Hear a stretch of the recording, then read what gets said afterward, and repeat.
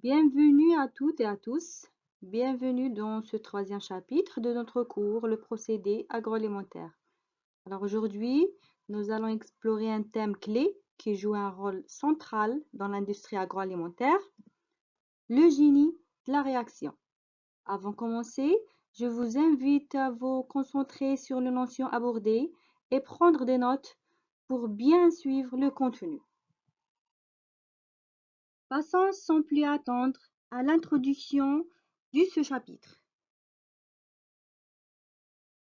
Les procédés agroalimentaires impliquent des transformations indispensables pour modifier, conserver ou valoriser les matières premières. Ces transformations peuvent être de nature physico-chimique, biologique ou bien une combinaison entre les deux, selon les objectifs. Dans ce chapitre, nous allons découvrir comment ces réactions sont mises en œuvre pour améliorer les produits alimentaires tout en respectant les standards de la qualité et de la sécurité. Comme nous l'avons déjà mentionné, les procédés agroalimentaires reposent sur les transformations essentielles. Nous allons explorer deux grandes catégories de la réaction. Le génie de la réaction physico-chimique et le génie de la réaction biologique. Ces deux types de la réaction sont au cœur des procédés agroalimentaires.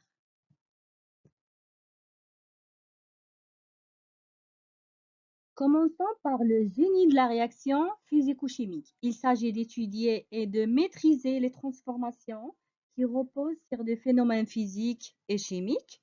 Ces réactions sont largement utilisées en industrie agroalimentaire pour modifier les propriétés des aliments ou bien améliorer leur qualité. Commençons par un exemple courant de génie de la réaction physico-chimique, la coagulation. En arabe, c'est at-takhathur. C'est un processus où un liquide comme le lait se sépare en deux parties. Une partie solide appelée le caillé et une partie liquide appelée le petit lait. L'image ici montre cette séparation. Alors la partie ici claire en bas correspond au petit lait et la partie supérieure plus épaisse représente le caillé. Ce phénomène est essentiel dans la fabrication de produits comme le fromage. La coagulation est la première étape dans la fabrication du fromage et son but est de solidifier le lait. Pour cela, on ajoute un acide ou une enzyme appelée présure. La présure est une enzyme extraite de l'estomac de jeune veau. Elle s'agit en faisant se regrouper les particules de caséine. Alors le caséine, c'est la protéine qu'on retrouve dans le lait, ce qui permet de former le caillé, la partie solide du lait. Alors cette étape est essentielle pour transformer le lait en fromage. Passons maintenant à la flocculation, un autre processus physico-chimique important. La flocculation est un phénomène où les particules qui étaient auparavant séparées et stabilisées dans un liquide se rassemblent pour former des groupes appelés flocons ou flocs. Une caractéristique importante de la flocculation est qu'elle est réversible. Si on agite fortement le liquide, les flocs peuvent se séparer et la solution revient à son état initial sans les particules rassemblées. Ce processus est utilisé dans de nombreux domaines comme le traitement des eaux ou la fabrication de certains produits alimentaires. Pour mieux comprendre, voyons d'abord le lien entre la coagulation et la flocculation. Alors, la coagulation est un processus qui réduit les forces de répulsion entre les particules dans un liquide, ce qui permet aux particules de se regrouper pour former des agrégats, comme le caillé dans le lait. Une fois les agrégats formés grâce à la coagulation, la flocculation intervient pour faire grandir ces agrégats. Cela permet aux particules de se lier davantage, facilitant ainsi la séparation des différentes phases comme la séparation du caillé du petit lait. Passons aux applications industrielles. Premièrement, la fabrication de fromage.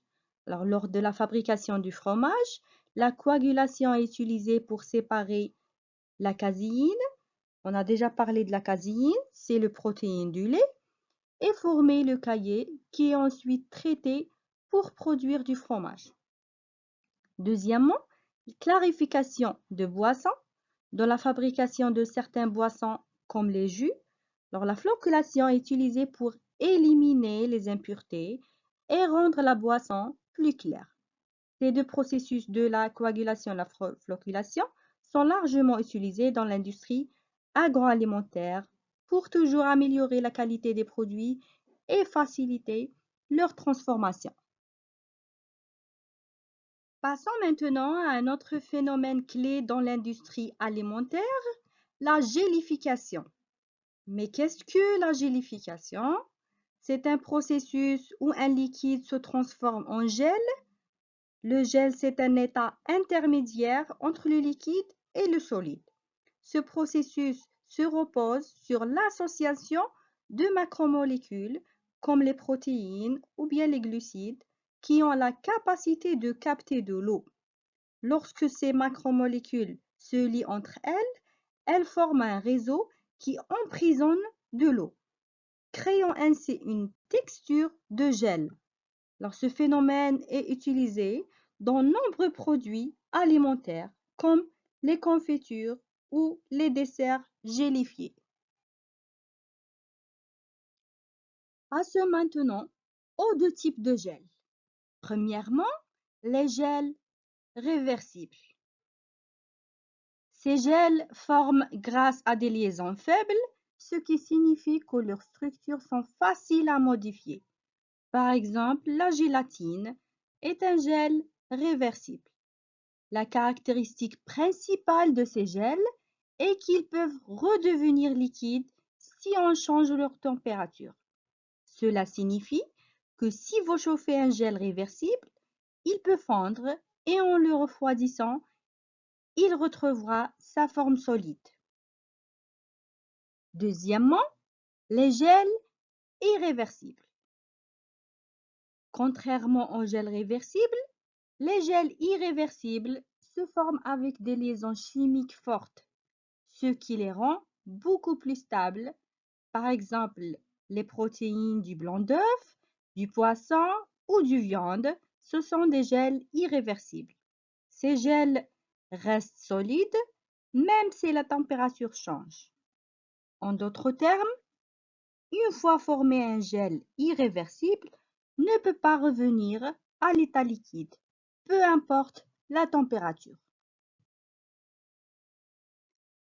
Exemple courant de produits gélifiés dans l'alimentation.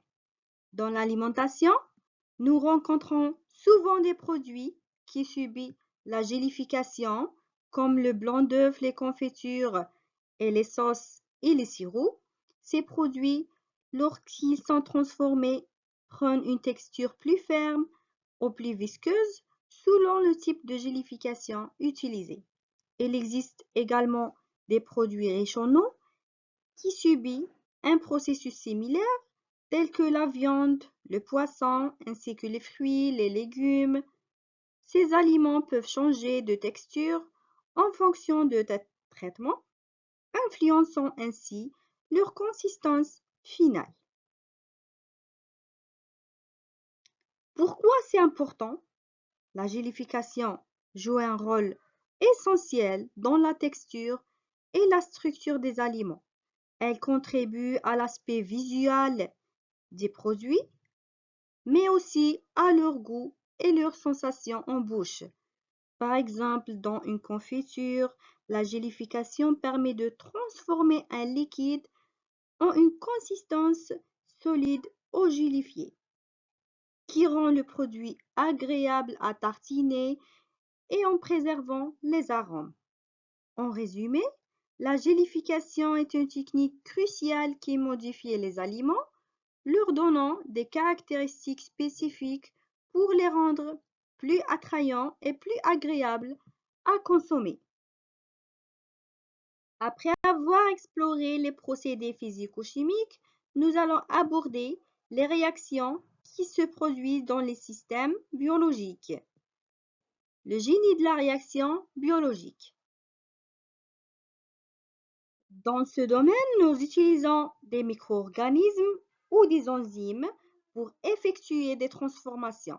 Ces réactions sont souvent utilisées pour produire des aliments fermentés comme le yaourt, le fromage ou même la fabrication des boissons.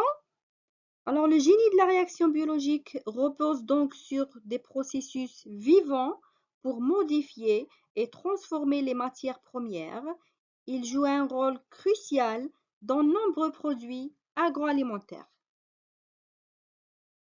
On commence par la production de biomasse. إنتاج الكتلة الحيوية. Alors, la production de biomasse consiste à faire croître des micro-organismes comme des levures ou des champignons dans des conditions contrôlées. Ces micro-organismes se nourrissent de matières premières et produisent des protéines.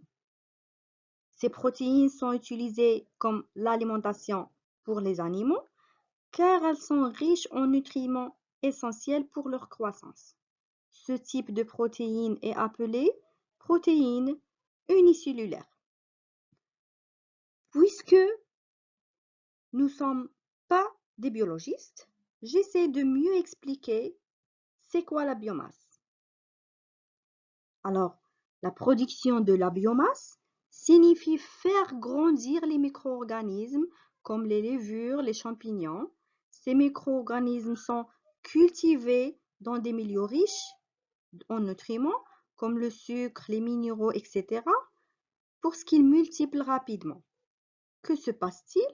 Alors, premièrement, ces micro-organismes se nourrissent, ils consomment la matière première qu'on leur donne, par exemple le sucre.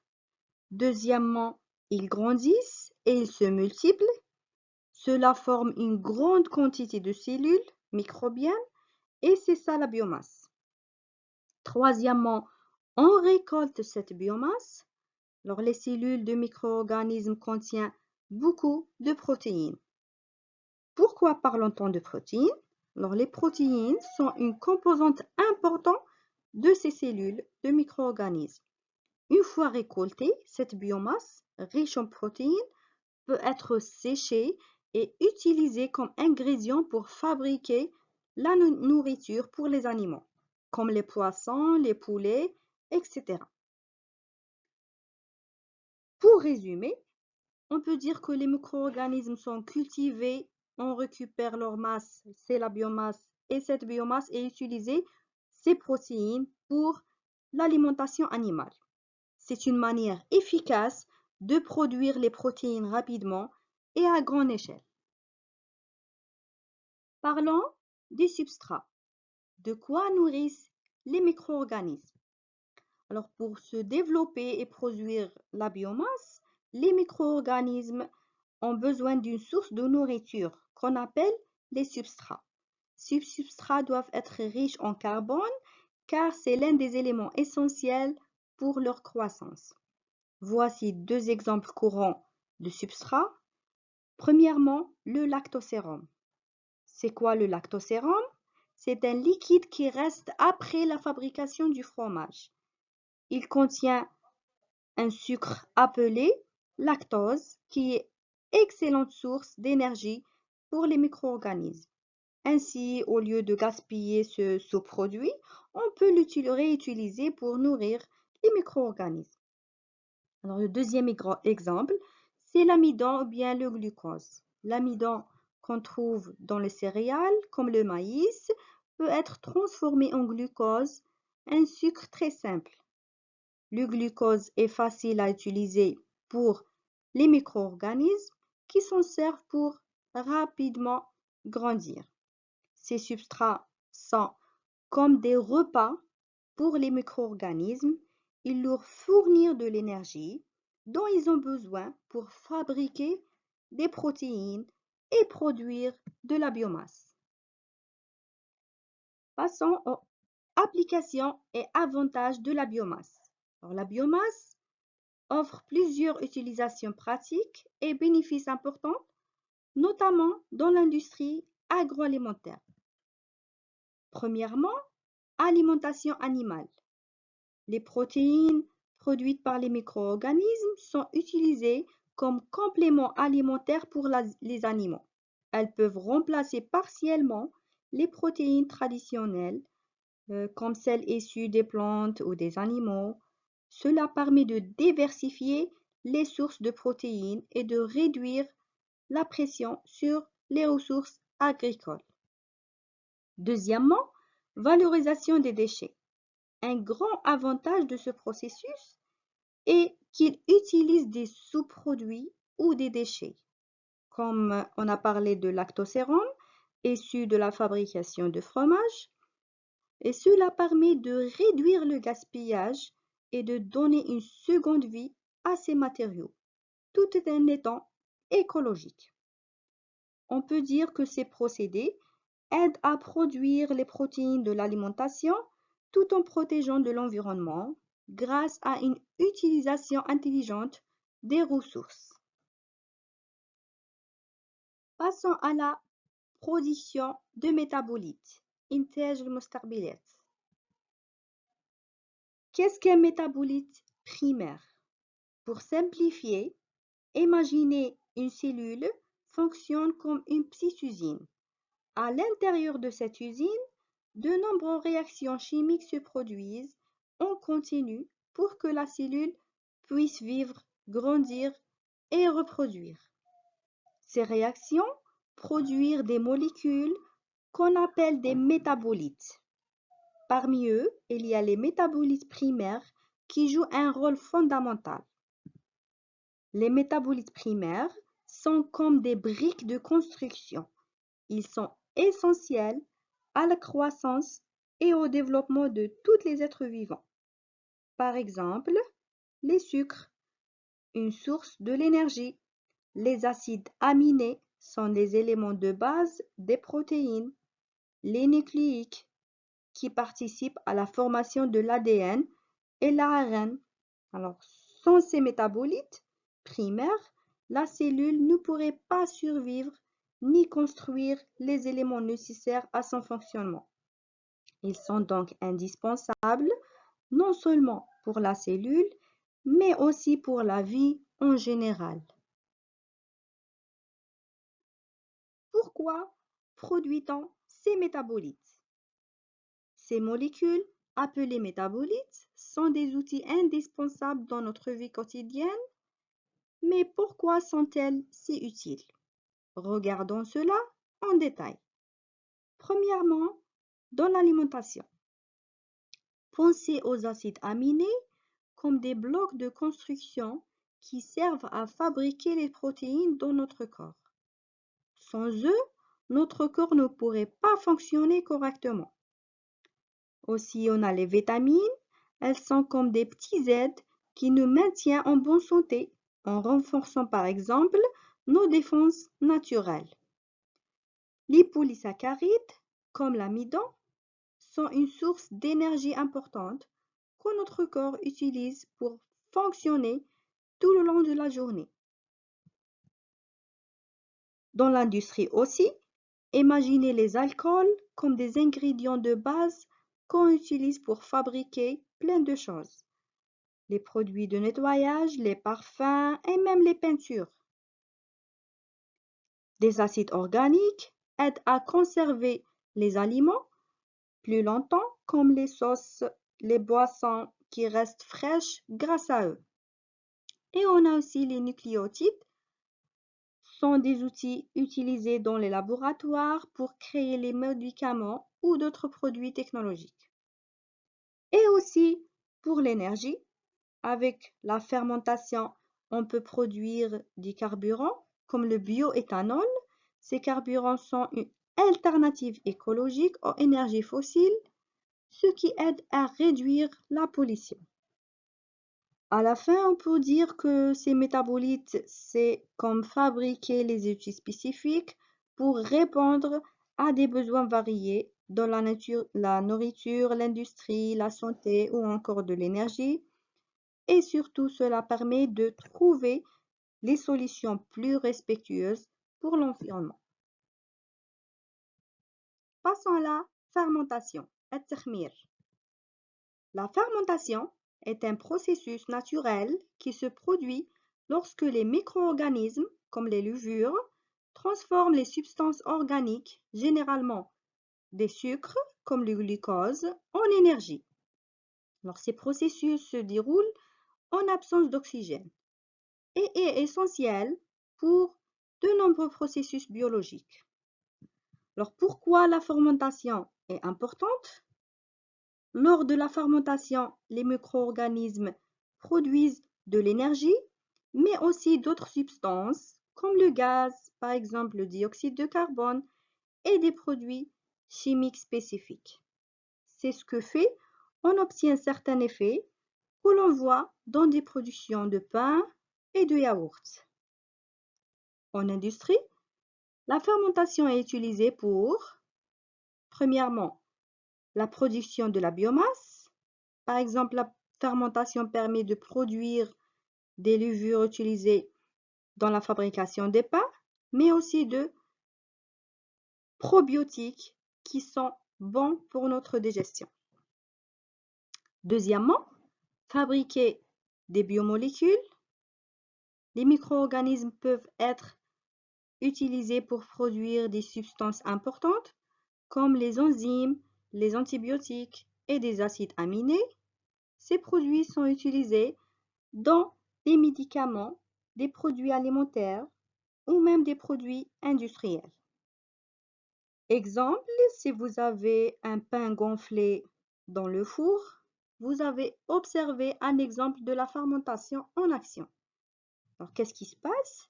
Alors, les levures présentes dans la pâte mangent les sucres du pain, produisent du CO2 qui fait gonfler la pâte et l'alcool est évaporé à la cuisson.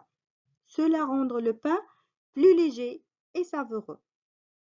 Ce processus de fermentation est donc essentiel de nombreux produits que nous utilisons quotidiennement.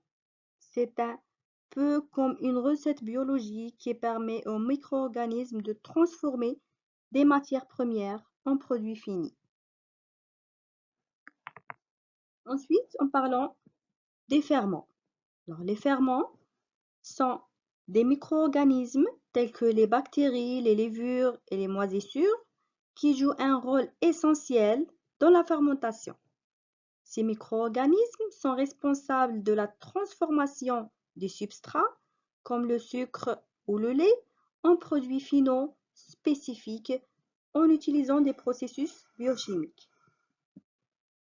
Alors, le rôle des ferments, c'est agissent comme des catalyseurs biologiques. Ils consomment les matières premières, comme le lait ou les céréales, en produisant des produits tels que les acides, les alcools et les gaz qui donnent des caractéristiques uniques aux produits finis. Cela peut être des produits alimentaires comme le yaourt, le pain ou même des boissons. Alors, des exemples courants des ferments. Premièrement, les bactéries lactiques. Elles sont utilisées pour fabriquer des produits laitiers comme le yaourt et le fromage. Elles transforment le lactose du lait en acide lactique, ce qui fait cailler le lait et donne cette texture et son goût caractéristique. Deuxièmement, on peut parler des levures. Ces ferments sont utilisés dans la fabrication du pain. Alors, les levures transforment le sucre en alcool et en dioxyde de carbone, ce qui permet au pain de gonfler. Alors, les ferments sont donc des alliés indispensables de nombreux procédés alimentaires, transformant des ingrédients simples en produits savoureux et variés. Il nous permet de créer des aliments et des boissons que nous consommons quotidiennement, tout en ayant un rôle clé dans l'industrie alimentaire. Dans le domaine de la fermentation et la transformation des aliments, nous rencontrons différentes sortes de micro-organismes qui jouent des rôles très variés. Ils peuvent être utiles ou indésirables pour la qualité des aliments. Examinons ces deux catégories plus en détail. Premièrement, on a la flore utile, aussi appelée flore positive. Regroupe les micro-organismes qui favorisent la fermentation et sont essentiels dans la production de nombreux aliments. Ces micro-organismes, tels que les levures, les bactéries lactiques ou les moisissures, transforment les matières premières pour les transformer en produits nutritifs. On les retrouve naturellement dans les aliments ou on peut les ajouter lors de procédés de fabrication. Par exemple, on a les bactéries lactiques présentes dans le lait, permet de fabriquer les produits comme le yaourt, le fromage. On a aussi les levures utilisées pour la fermentation du pain, sont également des ferments bénéfiques. On a aussi la flore indésirable. À l'inverse, la flore indésirable regroupe des micro-organismes qui causent des altérations dans les aliments. Ces micro-organismes responsables à la dégradation des aliments peuvent altérer leur goût, leur odeur, leur texture. Par exemple, une moisissure qui se développe sur les fruits qui peut rendre ceux-ci immangeables. On a les micro-organismes d'altération peuvent provoquer des défauts visibles ou perceptibles dans les aliments, mais ne sont pas nécessairement dangereux pour la santé. Ils sont cependant nuisibles pour la qualité du produit. Et on a la flore pathogène, des micro-organismes pathogènes, c'est-à-dire dangereux pour la santé. Ces micro-organismes sont responsables d'intoxication alimentaire, même lorsqu'ils sont présents en très petite quantité. Les bactéries pathogènes comme les Escherichia coli peuvent contaminer les aliments et provoquer des maladies graves. En résumé, la flore utile est bénéfique pour la transformation des aliments et joue un rôle clé dans leur fabrication. Et la flore indésirable ou bien pathogène représente un danger pour la qualité des aliments et la santé des consommateurs. C'est pourquoi la gestion de ces micro-organismes dans l'industrie alimentaire est cruciale pour garantir des produits sains et savoureux. Passons à la bioconversion. التحويل الحيوي. La bioconversion est un processus naturel qui utilise les micro-organismes comme les bactéries, les levures ou les champignons pour transformer des matières organiques en produits finis. Alors imaginez un peu un micro-organisme comme une petite usine vivante. Lorsqu'on lui fournit un substrat organique, le substrat organique peut être les restes des aliments, les déchets agricoles ou même des matières premières comme les sucres. Ce micro-organisme va le transformer en métabolites, c'est-à-dire en nouvelles molécules qui sont de valeur. Ces produits peuvent être des acides organiques, des alcools, des enzymes ou même des composés aromatiques. Pourquoi le processus est très important? Ce processus de transformation est très utile car il permet de valoriser des matières organiques qui autrement seraient perdues ou inutilisées. Par exemple, on peut transformer les déchets en produits précieux comme des biocarburants utilisés comme énergie ou bien des additifs alimentaires. Alors, la bioconversion joue un rôle majeur dans des domaines comme l'agriculture, par exemple. On recycle les déchets organiques pour obtenir les engrais. Utilisé aussi dans l'industrie alimentaire pour la fabrication des produits de la biomasse utilisée dans l'alimentation des animaux. Et pour l'énergie, pour produire des biocarburants comme le bioéthanol. À la fin, on peut dire que la bioconversion est un moyen intelligent et naturel de transformer des matières organiques en produits utiles grâce à l'action des micro-organismes. Elle est utilisée dans de nombreux domaines pour créer des produits qui sont à la fois bons pour l'environnement et pour l'économie. Parlons maintenant des avantages des micro-organismes. Alors, les micro-organismes sont des acteurs essentiels dans de nombreux processus industriels et voici pourquoi ils sont si utiles. On parle premièrement de précision chimique. Les micro-organismes sont capables de réaliser des réactions chimiques très spécifiques, ce qui leur permet de produire les isomères très précis. Un isomère est une molécule ayant la même formule chimique, mais une structure différente. Grâce à leur rigoureuse spécificité et stéréospécificité, ces micro-organismes peuvent obtenir exactement la forme de molécules recherchées. Et ça, c'est très particulièrement et très important dans la fabrication des médicaments et des vitamines. Une condition douce aussi, contrairement à nombreuses réactions chimiques industrielles qui nécessitent de températures très élevées et des pressions externes, les micro-organismes fonctionnent souvent à des températures modérées et des pressions faibles. Cela permet de réaliser des processus beaucoup moins énergétiques, réduisant ainsi le coût d'énergie et l'impact sur l'environnement. On parle aussi des applications industrielles. Ces micro-organismes sont utilisés dans plusieurs domaines. Premièrement, on peut parler de production des vitamines. Par exemple, les levures et les bactéries peuvent être utilisées pour produire des vitamines essentielles comme la vitamine C. La fabrication des arômes naturels grâce à des réactions spécifiques des micro-organismes peuvent être utilisés pour produire des arômes présents dans des produits alimentaires comme les boissons, les produits de boulangerie, etc. Et utilisé aussi dans un domaine très important, c'est la synthèse des médicaments.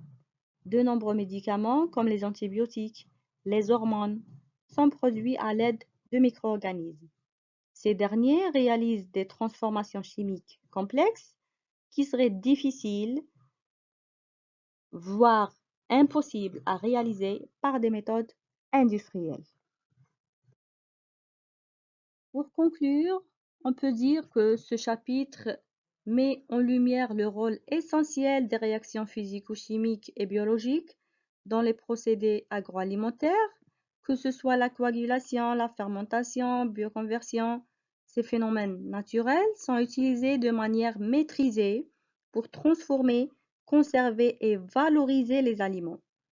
Il est important aussi de souligner que les micro-organismes jouent un rôle clé dans les processus comme la production de biomasse, de métabolites, contribuant ainsi à l'élaboration de produits alimentaires comme les yaourts, les fromages ou les boissons fermentées.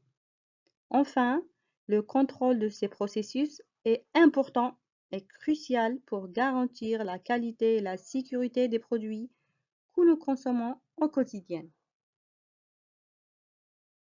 Merci pour votre attention. Si vous avez des questions, n'hésitez pas à les poser dans le chat sous le lien du vidéo. Je ferai mon mieux pour répondre ultérieurement et à bientôt pour